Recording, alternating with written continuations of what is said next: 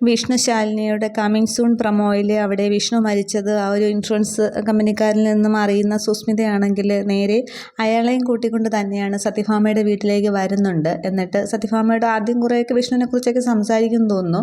എന്നിട്ട് ആ ഒരു ഇൻഷുറൻസിൻ്റെ പേപ്പർ ഇങ്ങനെ ഭാമയ്ക്ക് നേരെ കാണിച്ചിട്ട് പറയുന്നുണ്ട്, സത്യഭാമയുടെ മകൻ വിഷ്ണു മരിച്ചു എന്നിങ്ങനെ പറഞ്ഞിട്ട് ആ പേപ്പർ നീട്ടുകയാണ്. അന്നേരം ഭാമ ഇതാകെ ഇങ്ങനെ വായിച്ച് നോക്കുന്നുണ്ട് അത്. എന്നിട്ട് ആ ഇൻഷുറൻസ് കമ്പനിക്കാരൻ പറയുന്നുണ്ട്, പിന്നെ ശാലിനി മേഡമാണെങ്കിൽ ഇങ്ങനെ ഭർത്താവിൻ്റെ ഇൻഷുറൻസ് തുക 30 ലക്ഷം രൂപ കൈപ്പറ്റിയതിൻ്റെ പേപ്പറാണെന്ന് പറഞ്ഞ് അതും കൊടുക്കുകയാണ്. അന്നേരം അതൊക്കെ വായിച്ച് നോക്കിയിട്ട് ഭാമ ആകെ അങ്ങ് ഷോക്കായി തകരുകയാണ്. എന്നിട്ട് പേപ്പർ കയ്യിൽ നിന്ന് താഴെ പോകുന്നുണ്ട്. സങ്കടം കൊണ്ട് കണ്ണൊക്കെ നിറഞ്ഞ് ആ ഒരു മകൻ നഷ്ടപ്പെട്ട അമ്മയെ പോലെ ഇങ്ങനെ നിൽക്കുകയാണ്. അന്നേരം പൊന്നി ഇത് കേട്ട് ഇങ്ങനെ ആകെ അന്തം വിട്ട് നിൽക്കുന്നുണ്ട്. അന്നേരം സുസ്മിതയ്ക്ക് ആകെപ്പാടെ അങ്ങോട്ട് സന്തോഷമാവുകയാണ് ചെയ്യുന്നത് ഈ ഒരു സീനൊക്കെ കണ്ടിട്ട്.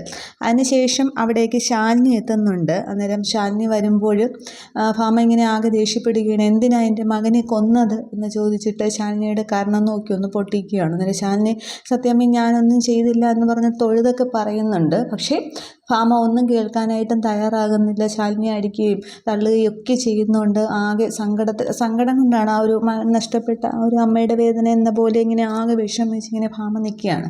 ഇതൊക്കെ സുസ്മിത കണ്ടുകൊണ്ട് നിൽക്കുന്നു എന്ന് തോന്നുന്നു. അന്നേരം സുസ്മിതയെ കാണിക്കുന്നില്ല. അപ്പോൾ ഇവിടെ വിഷ്ണു മരിച്ചു എന്നുള്ള വിവരം സുസ്മിത നേരിട്ട് സത്യഭാമയെ അറിയിക്കുകയാണ് എന്ന് ഭാമ അവിടെ അറിയുന്നുണ്ട്. പക്ഷേ ഇനി രാഘവൻ നായരെ അറിയുമോ ഇല്ലയോ എന്നുള്ളതാണ്. പക്ഷേ ഈ ഒരു കാര്യം ചിലപ്പോൾ ശാലിനിയുടെ ഭാഗത്ത് തെറ്റില്ല എന്നുള്ളത് ശിവൻ ചിലപ്പോൾ സത്യഭാമയെ ബോധ്യപ്പെടുത്തുമായിരിക്കും.